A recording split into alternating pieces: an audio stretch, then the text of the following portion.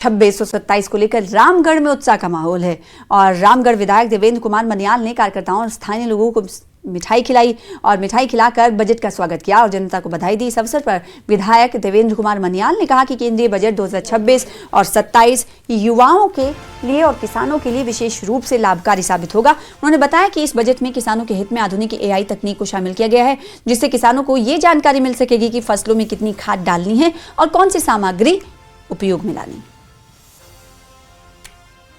Prime minister Nirmala Sitharaman ji ने लगातार 9वां budget आज लोकसभा में पेश किया, हमने देखा, और एक विकसित भारत का सपना जो मोदी जी ने पूरे देश को दिखाया है कि भारत 2047 तक एक विकसित देशों की श्रेणी में आएगा, उस तरफ बढ़ने के लिए बहुत बड़ा एक अहम कदम है, जिसमें आप देखेंगे कि चाहे महिला है, युवा है, किसान है, इंडस्ट्री है, इंपोर्ट एक्सपोर्ट है, सभी चीज़ों को मद्देनजर रखते हुए, इंफ्रास्ट्रक्चर को मद्देनजर रखे हुए ये बजट है।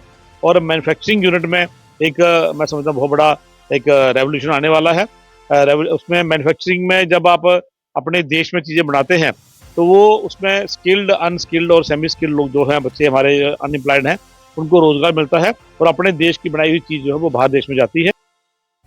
एसोचैम ने केंद्रीय बजट का स्वागत किया। न्यूज़ 18 से बातचीत करते हुए कश्मीर के एसोचैम के प्रेसिडेंट मानिक बत्रा ने कहा कि इस बजट में टूरिज्म, हॉर्टिकल्चर और इलेक्ट्रॉनिक इंडस्ट्रीज को बढ़ावा देने के लिए कई घोषणाएं की गई हैं और उसके अलावा दूसरी जरूरी घोषणाएं हैं। उन्होंने कहा कि ये बजट विकसित भारत के लक्ष्य को पाने पर फोकस करता हुआ दिखाई दे रहा है।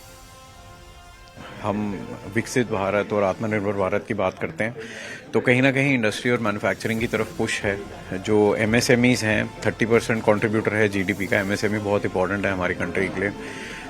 एम्प्लॉयमेंट जनरेशन काफ़ी होती है MSME से, तो MSME में ग्रोथ फंड है 10,000 करोड़ का दिया गया, जिससे जो CGT MSC टाइप की स्कीम्स थी MSMEs के लिए, कैपिटल जिसमें कैपिटल दिया जाता था बिना कोलैटरल के, वो मिलेगा।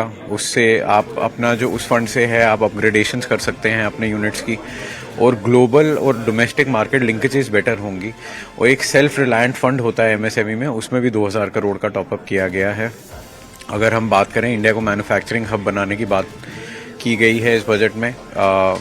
बायो फार्मा में 10,000 करोड़ का प्रावधान रखा गया है। मिशन जो आपका सेमीकंडक्टर मिशन 2.0 है, उसमें 40,000 करोड़ दिए गए हैं कि ताकि इंडिया सेमीकंडक्टर्स लोकली डेवलप कर सके और हमारी इंपोर्ट डिपेंडेंसी कम हो। जब हम इस इंडस्ट्री में लोकली डेवलप करना शुरू करेंगे तो जॉब क्रिएशन भी बहुत ज़्यादा होगी।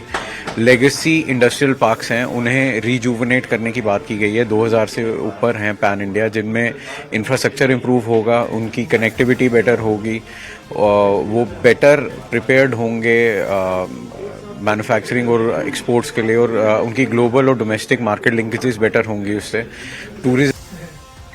केंद्रीय बजट पास होने के बाद जम्मू कश्मीर के बिजनेसमैन और इन्वायरमेंटलिस्ट माहिर माहौलियात शब्बीर अहमद कानूए ने कहा है कि बजट में जम्मू कश्मीर को 1,950 करोड़ की अतिरिक्त वित्तीय सहायता मिली है, जो इलाके के व्यापक विकास में सहायक साबित होगी। बजट में होटल टैरिफ पर GST में कमी और इको टूरिज्म को बढ़ावा देने की पहल से स्थानीय इकोनॉमी को मजबूती भी मिलेगी।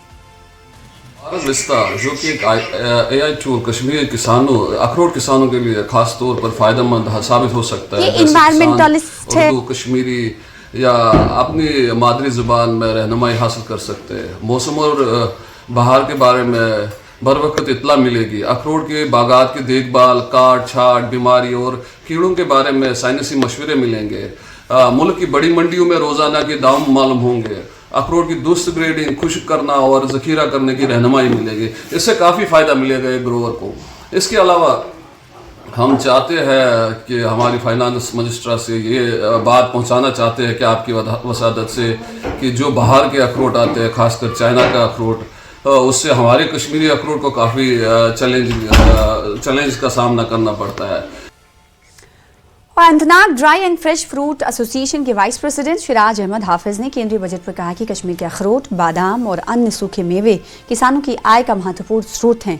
बजट 2026 में मल्टीलिंगुअल AI टूल विस्तार भारत के जरिए मार्केट तक पहुंच बढ़ाने पर जोर दिया गया है। साथ ही कहा कि ये पहल स्थानीय उत्पादों की वैल्यू बढ़ाएगी और किसानों को नए मौके देगी। बहुत ही खुशकिस्मती की बात है कि हमारी रियासत को तकरीबन 2,000 करोड़ रुपए का इजाफी बजट मिल गया है। ये बहुत ही खुश आइंदा बात है। और जो ये हमारा जो ये एडिशनल 2000 करोड़ रुपीस मिल गए हैं। इससे हमारा जो एग्रीकल्चर है, हॉर्टिकल्चर है, एनिमल हस्बेंड्री है, HADP जिसको हम बोल रहे हैं, इससे बहुत ही हमें बूस्ट मिलेगा। इको टूरिज्म जो है उससे हमें बहुत ही मदद मिल सकती है। तो आप ये बताइए कि जो बाकी जैसे अभी रिसेंटली फार्मर्स की बात हो रही थी, तो फार्मर्स कहीं ना कहीं परेशान थे, तो फार्मर्स के लिए भी कुछ प्रोविजंस रखे गए हैं। इसके लिए बहुत बड़ी खुश आइंदी बात यह है कि जो वालनट हमारा है, एलमंड हमारा है, इस पे अब एक जियो टैग लग जाएगा, ताकि जो हमारा चाइना से प्रोडक्ट आते थे, भारत विस्तार जिसको हम इस भाषा में बोलते हैं, तो इससे ये फ़ायदा हमें ये मिल जाएगा कि जो हमारा चाइना से या बाकी कैलिफोर्निया से बाकी जो हमारा एलमंड और वॉलनट आता था, हमारा जो कश्मीर वो मिक्सअप हो जाता था, हमें पहचान नहीं होती थी कि whether it is Kashmiri walnut और इट इज़ समथिंग एल्स। तो इससे हमारा एक पूरा एक टैग, AI टैग मिल जाएगा। AI टूल इंट्रोड्यूस कर रही है। जी, एग्जैक्टली। तो उससे हमें बहुत ही फ़ायदा होगा, जो कश्मीरी प्रोडक्ट होगा उसकी पहचान पूरे हिंदुस्तान में मिल सकती। और रियासी के पर्यावरण एक्टिविस्ट यानी माहिर माहौलियात राजकुमार ने कहा है कि बजट से इको फ्रेंडली माउंटेन ट्रेल्स और इको टूरिज्म को बढ़ावा मिलेगा।